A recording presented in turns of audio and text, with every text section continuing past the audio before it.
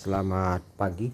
Pada video tutorial yang berikut ya, saya akan mengulas tentang cucak rowo dan cerocokan ya. Saya punya satu ekor cerocokan ya.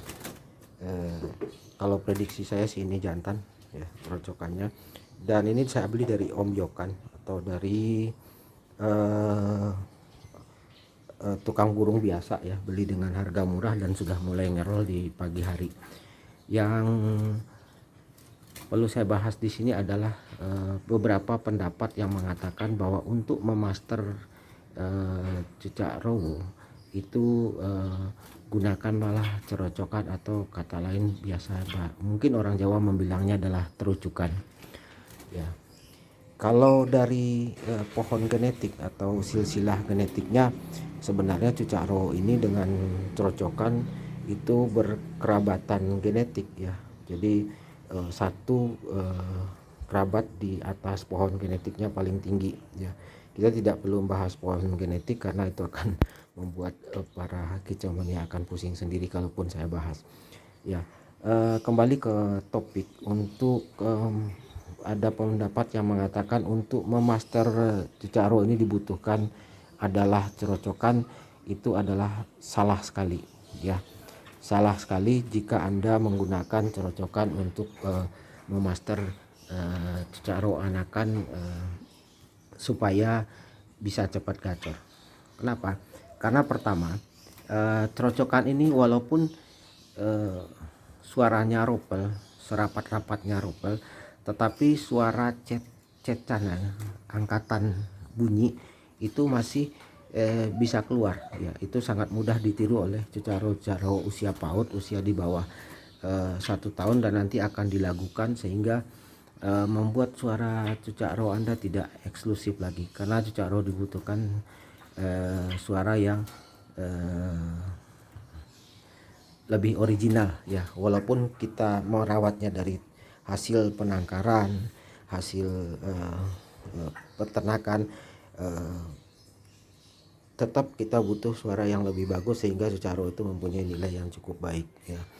Yang kedua, kenapa pertama tadi saya katakan bahwa untuk suara cerocokan, seropel-ropelnya cerocokan, suara angkatan yang berbunyi cet-cetnya itu masih ada. Itu yang pertama yang akan ditiru oleh cucak rowo sehingga membuat suara cucak rowo Anda tidak menjadi original.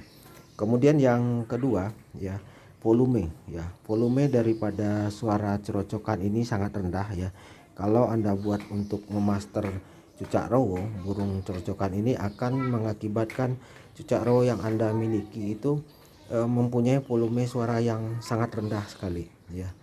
Ya, sangat rendah sekali. Sementara ciri khas dari cucak rowo yang kita inginkan adalah suara yang lantang, kemudian keoriginalan bunyi. Itulah yang membuat nilai cucak rowo itu menjadi baik atau menjadi tinggi.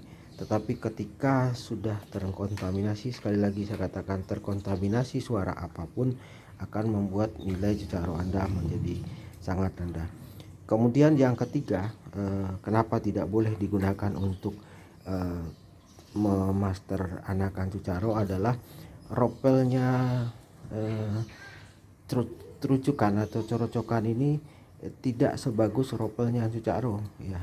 Cucak rowo walaupun ropelnya rapat kan, seperti terucukan, tetapi serapat-rapatnya dia masih punya lagu ya, masih punya lagu yang lebih enak didengar. Jadi untuk memaster cucak rowo ini saya sangat tidak menyarankan untuk menggunakan terucukan ya. Terucukan boleh saja digunakan atau didampingi dengan cucak rowo pada usia-usia yang sudah dewasa hanya untuk memancing bunyi ya. Salah satunya adalah untuk memancing bunyi cucak rowo tangkapan hutan yang memang secara mental kurang bagus ya. Jadi cucak rowo tangkapan hutan itu karena memang tidak terbiasa dengan manusia, itu mentalnya sangat takut sekali melihat manusia ya.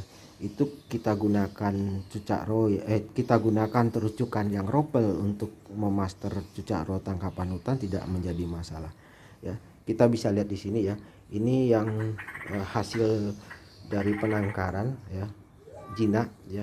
Dan ini lebih mudah berbunyi karena bukan lebih mudah berbunyi karena jinak, karena sudah terbiasa dengan manusia, sehingga untuk berbunyi pun sebenarnya tidak takut. Pada usia-usia 5, 6 bulan, 7 bulan dan maksimum 8 bulan itu pada umumnya sudah mulai menunjukkan kegacoran. Tapi sangat disayangkan kalau kita dampingkan dengan terucukan, gacornya itu adalah gacor terucukan ya. Jadi lebih baik digunakan untuk memancing suara cucak rawa hutan seperti yang saya punya berikut ini. Itu adalah cucak rawa hutan jantan ya. Saya berdiri kurang lebih 5 meter dari posisi burung itu saya taruh ya. Dan kalau kita lihat bahwa memang karena tidak pernah bertemu dengan manusia dari mulai menetas dengan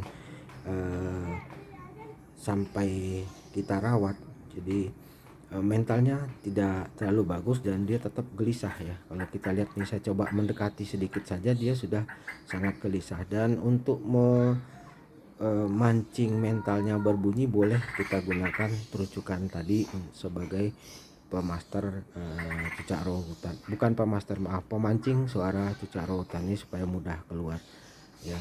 Untuk pemancing suara sebenarnya kita bisa gunakan terucukan, bisa gunakan burung apa saja sehingga mentalnya cukup bagus. Kenapa burung-burung kecil kita gunakan? Supaya tidak down mental ya, berbeda dengan yang ternakan tadi yang saya tulis ya. Jadi dari kesimpulan itu kita bisa ambil tarik bahwa ketika Anda memaster cucak rawa menggunakan terucukan cucak rawa dari asal ternakan menggunakan terucukan, cucak rawa Anda akan berlagu seperti terucukan. Mari kita berpikir, buat apa Anda memelihara burung yang bernilai sangat tinggi jika suaranya melakukan suara burung yang nilainya jauh di bawahnya. Sekian cucak rawa mania, tutorial saya kali ini dalam hal penggunaan terucukan sebagai masteran cucak rawa. Terima kasih, silakan atau saya tunggu like dan subscribe-nya sehingga channel ini bisa berkembang. Saya akan memberikan tutorial-tutorial lain dalam hal merawat cucak rawa. Terima kasih. Assalamualaikum warahmatullahi wabarakatuh.